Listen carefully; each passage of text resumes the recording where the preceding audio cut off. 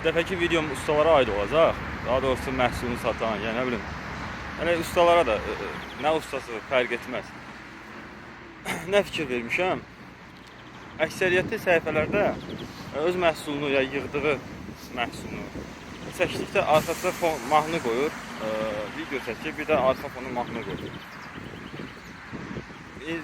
Müştəri baxır, yəni mən ustayam da, məsələn dəmir işində mən ustayam, mən baxıram ki, baxıram ustanın orada əziyyətini, usta nə yığıb, necə yığıb. Amma müştəri gözü ilə baxanda müştəri başa düşmür. Yəni bu usta bunun harasını yığıb, məsələn harası detaldır, harasını özü yığıb, harasını hazır svarkalayıb. Bu ümumiyyətlə nədir? Yəni müştəri bilmir o nədir. Ona görə video çəkəndə mahnı ilə, yerə belə şəkil çəkib paylaşmaq lazım deyil. Özün danışmalısan məhsulun haqqında. Burası nədir, orası necədir? Yəni müştəri gözü ilə baxmağa bacarmalısan.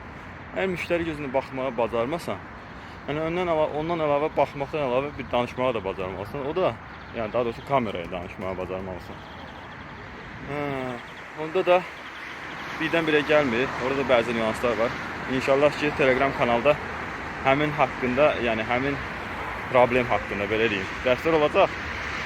Necə məhsul haqqında sərbəst danışasan. Yəni istəyən olar qoşular. Pulla deyil, bidon deyim, pulsuzdur.